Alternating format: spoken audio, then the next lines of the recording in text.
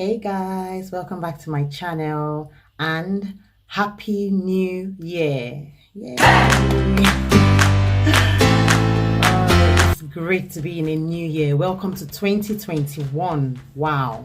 So 2020 is over. 2020 was a really interesting year. It was a year like no other. I don't think any one of us has experienced such a year. But we went through the year and we're on the other side. So I just want to tell you, welcome to 2021. And without further ado, I'm just going to jump right into the video. So this video is all about a hair growth and length retention challenge for 2021. So, most times when a new year starts, we end up giving ourselves new year resolutions. If you do that, sometimes we set goals. But just remember that goals are like pieces in a puzzle.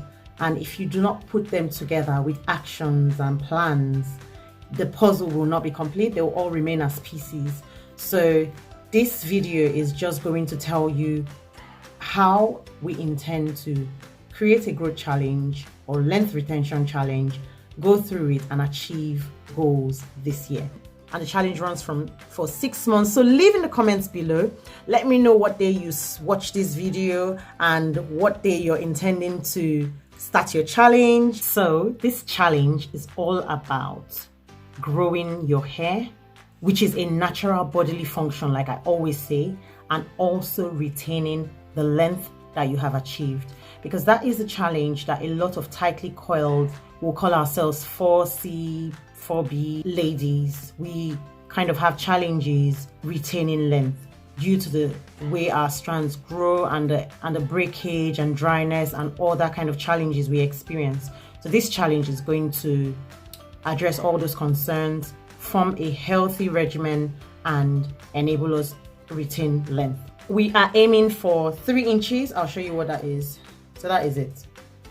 3 inches. I don't think this is a lot. 3 inches in 6 months. Because the hair grows about ½ an inch every month, well, technically, and we're aiming to achieve 3 inches in 6 months. Well, some people's hair grows faster, some people's hair grows slower, but the aim is to retain whatever length. Even if it's not 3 inches, as long as you've retained even 2 inches, it will make a difference. So for example, look at that strand on my hair. I know it's not losing, but add 2 extra inches to it. That looks quite long, doesn't it? So basically, we just want to retain some length, but we're aiming for 3 inches, like I said. The reason for the challenge is also to develop certain kind of qualities, because if you're on a natural hair journey, you would already learn that there are certain things that you would need to have, because there are times that you might get frustrated about the hair journey, but you need to have patience in managing your hair, in your hair routine.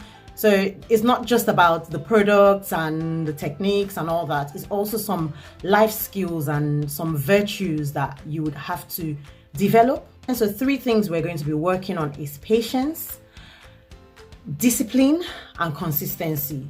So those are the 3 things that we're working on in our regimen, in our lives, and just in general. Because I've noticed that when you go natural, you find out that you tend to become more of a wholesome person. So your being natural also affects what you eat, it affects how you behave. It kind of takes a holistic approach. Well, that's for me.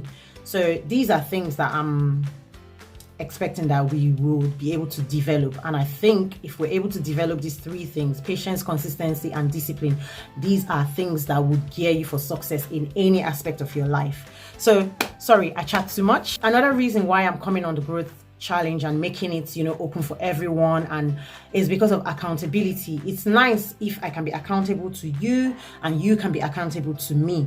So this is why we have the challenge, because everyone could do it in their houses, but if you're accountable to me and I am to you, then it makes us become more disciplined. Yeah, so it's going to be weekly check-ins on Facebook/Instagram. The name is AfroPHBabe. I'll be showing the products I use on my story and stuff like that. I also have a Facebook page if you'd rather just follow the Facebook page. But regardless, I will be checking on YouTube. So if you are not subscribed, it will be worth subscribing so that you can join into the challenge and, know every time I'm posting or whenever I'm making any recommendations.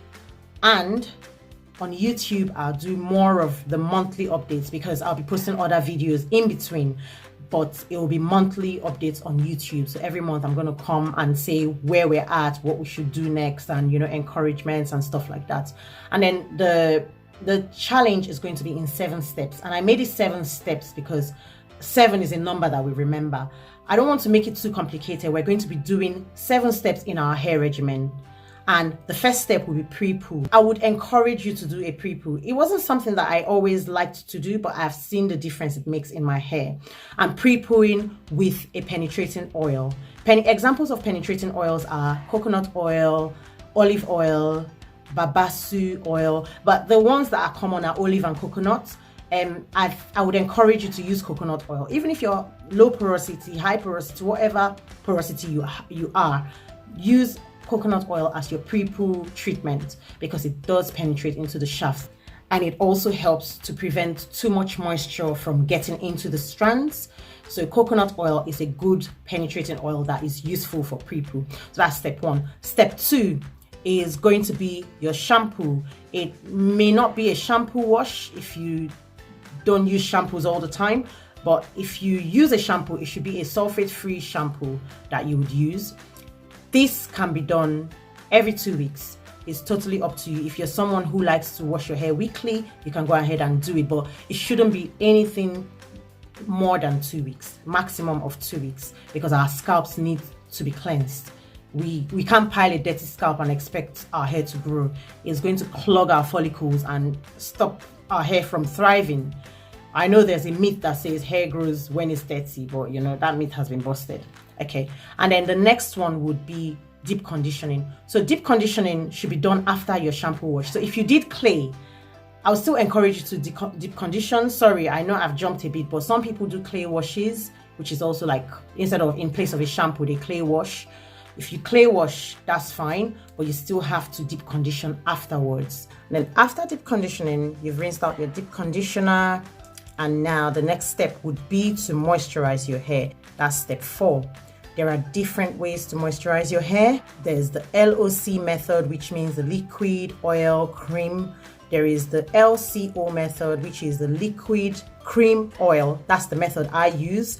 My hair is low porosity, and I found out that that's the way my hair retains more moisture. People with high porosity hair, I tend to find that they use the LOC, which is liquid, oil, and then cream. And then some people even use just liquid and oil. Some people use gels. It's whatever method you've been using that allows you retain moisture. Keep doing it. So you moisturize your hair. Once your hair is fully moisturized, the next step would be to protective style. So that's step 5. So you have to put it in a style. So I am currently in twist. So as you can see, I've got some twist. I've just plaited it in a little bun, and I've done it into a braided bun, a tiny bun, just to secure my ends and keep my hair all moisturized and secure. So you can go ahead and do a protective style. I recommend for this challenge that you do twists and braids. If you're someone who does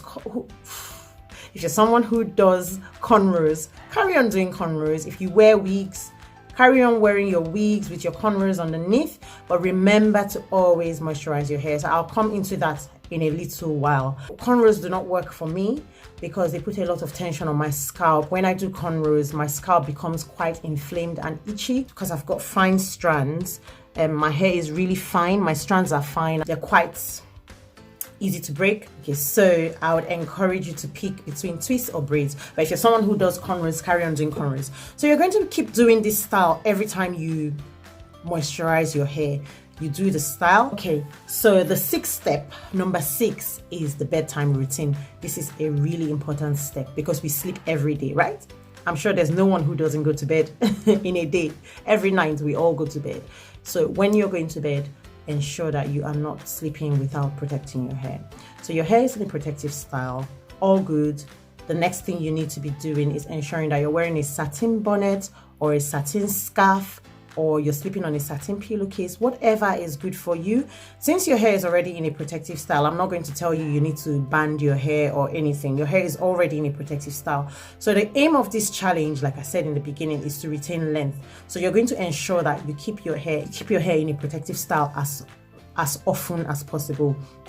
Because for me, for me, I'll speak for myself, I find that when my hair is not in a protective style, my hair tangles, my hair breaks, my hair loses moisture faster. But when my hair is in twists or braids or something, my hair tends to retain moisture. It's actually healthier. So you know how they say there's strength in multitude. So for my strands, when they are put together as a multitude, they thrive better than when they're left out. Some people leave their hair out. If you're someone who leaves your hair out and your hair doesn't tangle, well, lucky for you. But in this challenge, I'm specifically focusing on people who find it hard to retain length and retain moisture. And I encourage you to keep your hair in a protective style. Go to bed in satin pillowcase, not in a satin pillowcase. I encourage you to protect your hair before bed.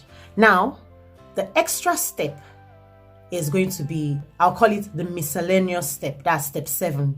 Now in step 7, it's going to be different for everyone. And this is what I'll keep updating. So if you're someone who finds that your scalp is quite maybe dry, I would encourage you to massage your scalp. Not necessarily with oils. You can have a little bit of oil on the tips of your fingers and then massage your scalp. When you massage your scalp, if you have dry scalp, it encourages your sebum production. And if there's sebum already in around the follicles, it encourages it to come out. So massaging your scalp is something that you can do every day. You can do it every 2 days. Just allow it to fit into your routine, but don't make it become stressful to you. And I'd like to know what that extra step is going to be for you. For some others, you might want to do inversion, where you turn your head upside down and massage. That's another way to accelerate growth. For some other people, you want to add herbal treatments, which is like hot oil treatments, Ayurvedic herbs, or like tea rinses or stuff. So this is just an extra step. It's not mandatory. It's just an extra step based on what you think you prefer. It could be a protein treatment. I would encourage you to do that at least twice during this challenge, a real protein treatment. But like I said, I'll be updating us on what we should do. And also, if you're due a protein treatment, don't wait for when I update, just go ahead and do your protein treatment. So for this month, what I will be doing is massaging my scalp. I'll just ensure that I massage my scalp every day. I'm not going to even do it every 2 days. I'll do it every day. And it just takes 5 minutes. This is it. And there is a proper way to massage your scalp and an improper way. The proper way to massage your scalp is by making sure your scalp is moving. Can you see how my forehead is moving? That is the proper way to massage your scalp, because your scalp is a muscle on its own. Your skin is a muscle. So doing that is encouraging circulation. So that's what you're trying to do. You're not just rubbing, because rubbing is causing friction and all that, but you're actually encouraging blood circulation. So I'm going to be doing a lot of massaging, not necessarily with oils, just the act of massaging. So for me, step 7 is massaging. You pick what you think is your step 7 and leave it in the comments below. Let me know what step 7 is for you. I'd like to know. Now let's go into the tools. We need a detangling brush or comb. If you prefer a white tooth comb, I would encourage you, if you have really tight coils, to use a white tooth comb, because the brush, as much as it seems like it's really detangling, these brushes that you're like, oh, it detangles fussy hair so well. Oh, look, it is breaking your hair. Take it or leave it. It is breaking your hair. A white tooth comb is gentler. People are recommending wooden combs, but you don't necessarily have to bother about that. I'm sure you have a white tooth comb. I go in with my fingers first, and then I go in with the white tooth comb. And then the next thing, so number 1 is a detangling brush, comb, or your fingers. And then the next one is a spray bottle. The final one is your satin bonnet, scarf, or pillowcase. A massage brush is optional. If you want to use a massage brush, you can go ahead and use it while you massage your your scalp, or you can just go ahead with your hands and do that. Another thing we would need would be products. So products, we need oils. I know that some people are going away from oils, but I still really stand by my oils. The oils are essential oils, sealing oils, and penetrating oil. My penetrating oil goes for my Prepoo. My sealing oil goes when I do my LCO, or my LCO method. And the essential oil is something you mix into your penetrating oil, which can be used on your scalp for massaging. So those are the 3 kind of oils you need. So don't go overboard buying all the oils in the market. You just need, if you want, you can just pick 3 oils. I'm going to leave all the product recommendations. Sorry, my eyelashes. I'm going to leave the product recommendations in the description box, so check it out. I'll leave types of penetrating oils you can go for. I'll leave the sealing oils and essential oils. And then you need a sulfate-free shampoo. I'm saying sulfate-free shampoo because if you're going to be washing often, you need to ensure that it's cleansing your hair, but it's not stripping your hair. You also need a clarifying shampoo. I am not going to be using a clarifying shampoo during this challenge. I'm going to be using my clay, and I'll talk more about my clays. If you want, you can check out my clay video. I went into depth about the different kinds of clays and how they cleanse the hair. So I will be using clays when I think that I've got product buildup, or I think that my scalp and my hair needs a good detox/cleanse. Sorry, I keep looking at my notes because, I can't remember everything. The next product you need is a good deep conditioner. This cannot be overemphasized because a deep conditioner is the beginning of the moisture retention process. You would find that if you deep condition your hair, you find out your hair is more pliable, your hair is less prone to breakage, and your hair is really thriving. It has body and movement because the deep conditioner is working internally. And then you need a leave-in conditioner. Yes, you do. Everyone with natural hair needs a leave-in conditioner. You do. I mean, these days people are making them, but I always go for a store-bought one just because I can't deal with the DIY bacteria. I just worry, I cringe because I don't use preservatives. But in the near future, I'll begin to make my products. You also need a cream or butter. So it's totally up to you. Some people use just oils. I know that some people use butters for their ends. If you're someone who likes butters for your ends, go ahead and get a butter. You could use simple shea butter. You could use any other kind of butter that is available. Not butter that we eat, please. Not that one. I don't know if that one is helping. It will help you. No, please. Not butter, not the butter we eat. So there's shea butter, there's mango butter, there's coconut butter. I'm not going to bore you with all details. All this will be in the description box, so go ahead and read it. And then if you're someone who uses gels, I would recommend flaxseed gel. That's because flaxseed gel is a natural ingredient. It's also very conditioning and moisturizing to our hair. So if you're someone who uses other kinds of gels like Eco Styler and stuff, and it has always worked for you, go ahead and keep using your gels. Some gels contain alcohol, and this is the reason people, tightly coiled ladies stay away from gels because it dries their hair.